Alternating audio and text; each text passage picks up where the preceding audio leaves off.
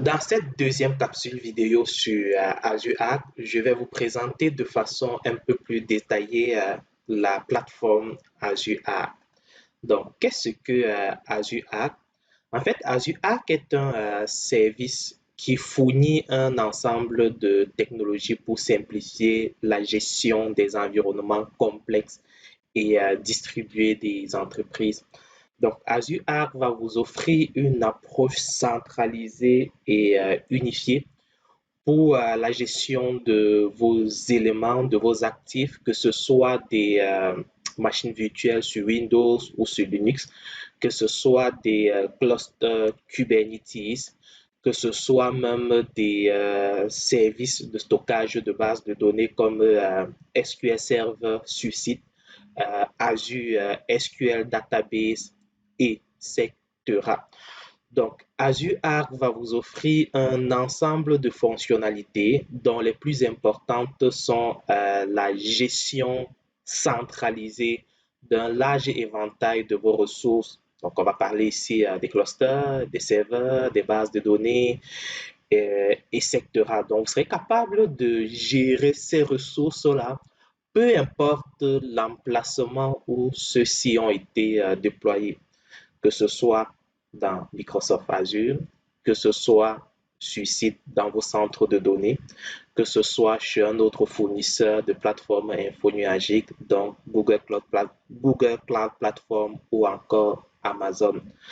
Avec cette gestion centralisée, vous aurez une visibilité de l'ensemble de vos ressources directement dans le portail Azure et vous serez capable donc d'y appliquer la gouvernance et la conformité avec Azure Policies.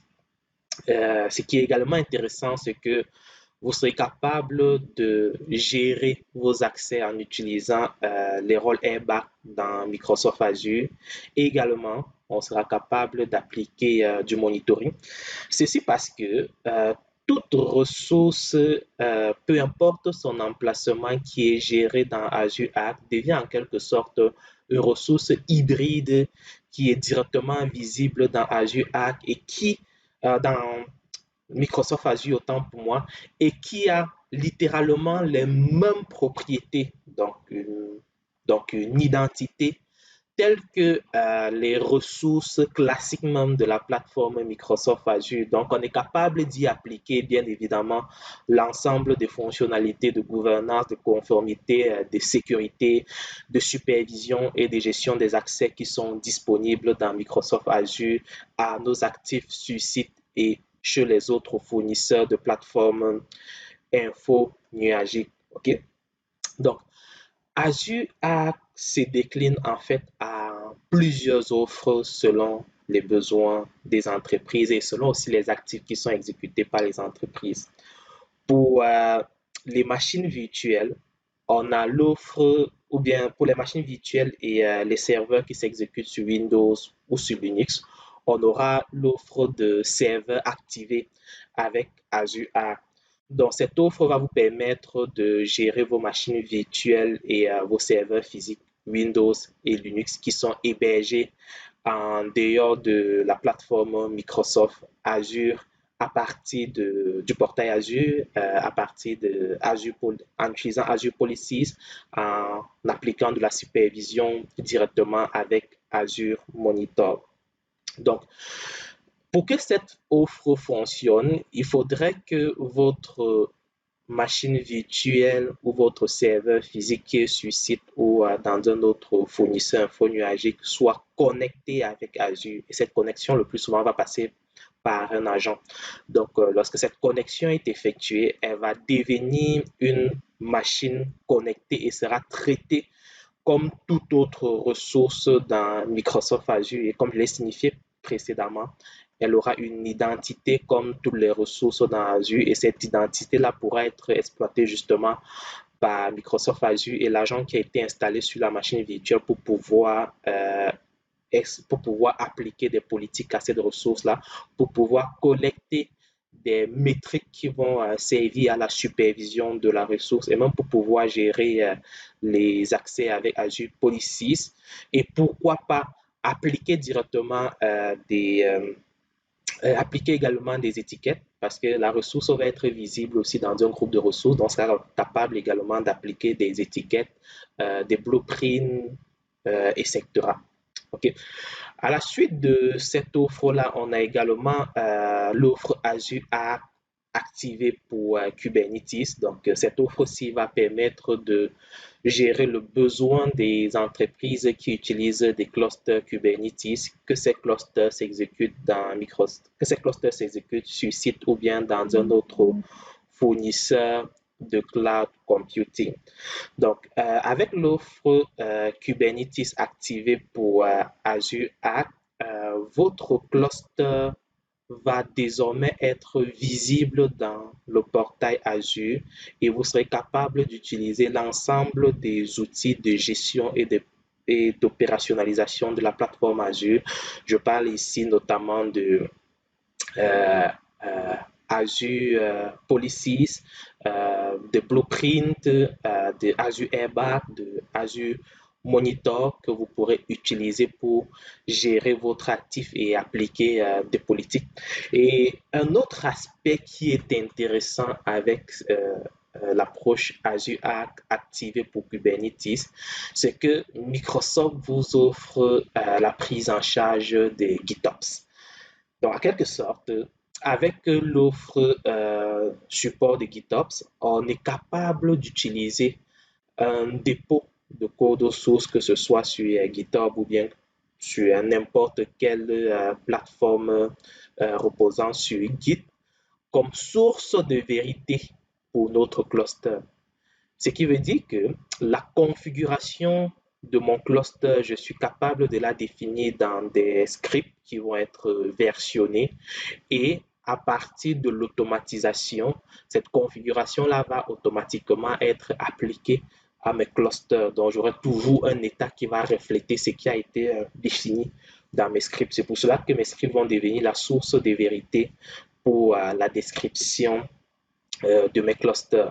Et la configuration du GitOps est quand même très, très simplifiée parce qu'on va s'appuyer justement sur Azure Arc et on est capable même d'effectuer cette configuration directement à partir du portail Azure. Une autre offre avec Azure Arc est le support de Azure Stack HCI. Déjà, la question que vous posez probablement, c'est quoi Azure Stack HCI?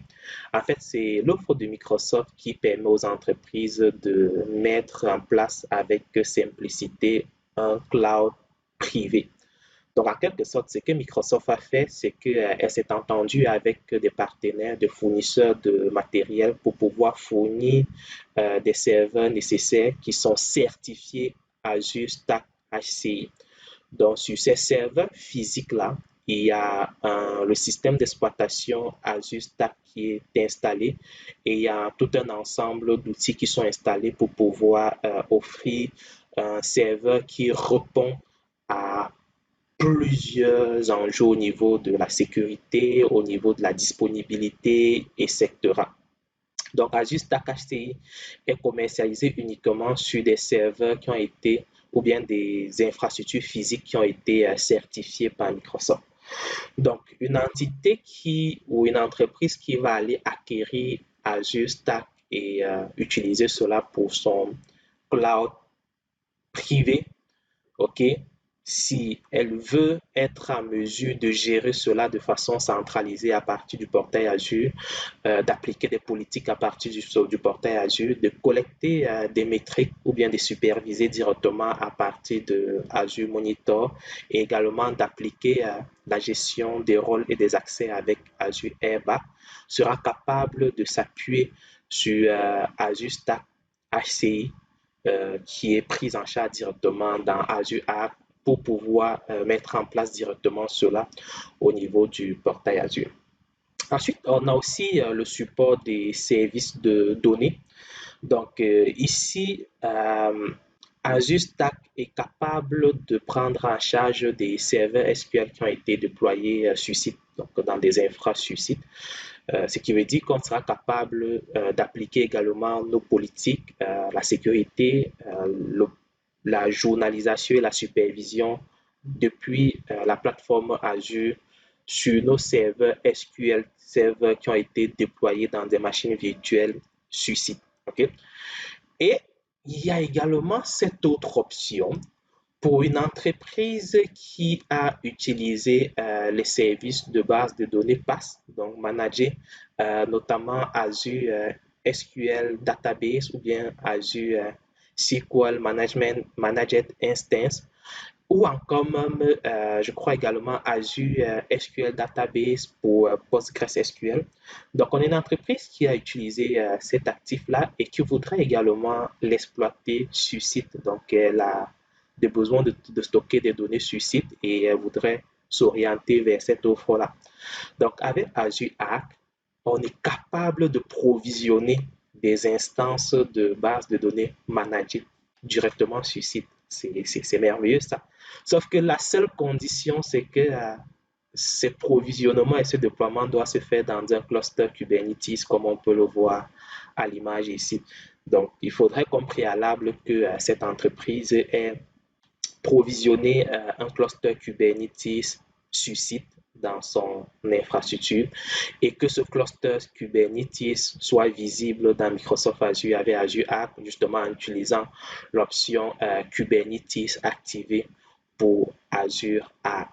Donc, une fois que ce cluster est visible dans le portail Azure, on est capable de provisionner en utilisant Azure CLI, en utilisant même du Bicep ou en utilisant le portail Azure, on est capable de provisionner des instances managées de bases de données directement dans ce cluster-là et y appliquer les outils, la politique et exploiter les outils de supervision et de gestion qui sont disponibles dans Microsoft Azure. Donc ça, ce sont les différentes offres qu'on a avec Azure Arc pour pouvoir gérer un ensemble assez disparate d'actifs, que ce soit sur site, dans le cloud public ou dans tout autre fournisseur de cloud en dehors de Microsoft Azure. Maintenant, la question qu'on va se poser, c'est comment est-ce que tout cela fonctionne?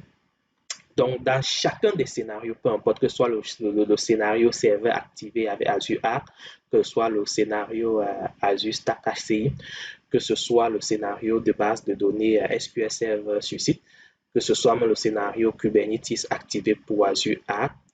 Dans l'ensemble de ces scénarios, Azure Arc va tirer parti des agents qui ont été installés localement ou dans les autres fournisseurs de cloud, donc Amazon ou Google, pour pouvoir établir une connexion logique entre la ressource locale et Azure.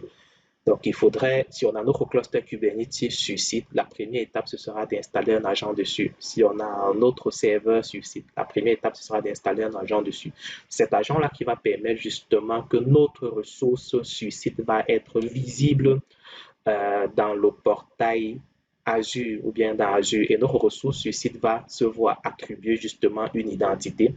Et c'est à partir de cette identité-là qu'on sera capable d'utiliser l'ensemble des outils de gestion de Microsoft pour pouvoir gérer notre ressource. Donc, notre ressource ici va devenir en quelque sorte une ressource hybride. Hybride parce que c'est une ressource qui est sur site, mais elle devient aussi en quelque sorte une ressource info-nuagique dans Microsoft Azure qui est visible dans un groupe de ressources et sur laquelle je pourrais appliquer mes policies, sur laquelle je pourrais appliquer mes blueprints, sur laquelle je pourrais appliquer ma gouvernance, sur laquelle également je peux collecter des données de supervision et sur laquelle je peux utiliser l'ensemble des outils de gestion de Microsoft, le portail Azure, Azure CLI, Azure PowerShell, et etc. OK? Donc, c'est vraiment c'est le minimum pour que on puisse opérationnaliser nos ressources depuis Azure. Et également, pour que cela fonctionne, il faudrait qu'on soit capable, bref, qu'on ait une certaine connectivité avec Azure. Donc, il faudrait que au niveau de notre réseau, justement, vu que Azure va se connecter à cette ressource-là, il faudrait qu'au niveau de notre réseau, on puisse avoir accès à Microsoft Azure. Il y a un certain nombre d'adresses IP qui ne doivent pas être dans notre firewall, bien qui ne doivent pas être bloquées. Ces adresses vont concerner notamment les Azure Monitor, euh, les blueprints, etc. OK? Donc, au niveau du réseau de l'entreprise, il y a cette portion-là qu'il faudra regarder pour justement permettre à Microsoft Azure de venir se connecter à nos actifs.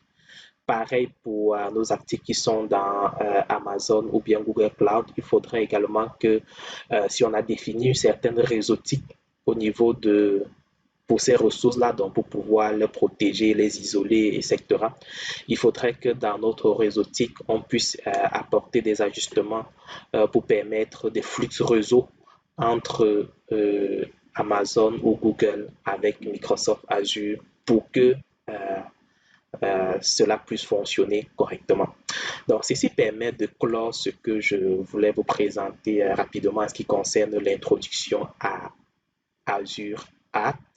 Dans notre prochaine capsule vidéo, je crois qu'on va s'intéresser un peu plus à l'offre Azure App activée, à l'offre serveur activée pour Azure App et on verra comment est-ce qu'on peut justement provisionner, euh, exécuter un agent sur une machine virtuelle afin qu'elle soit directement visible dans Microsoft Azure avec Azure App. Je vous remercie pour votre écoute et je vous invite à rester connecté sur notre chaîne YouTube pour être informé de nos prochaines vidéos. Merci pour votre écoute. Salut.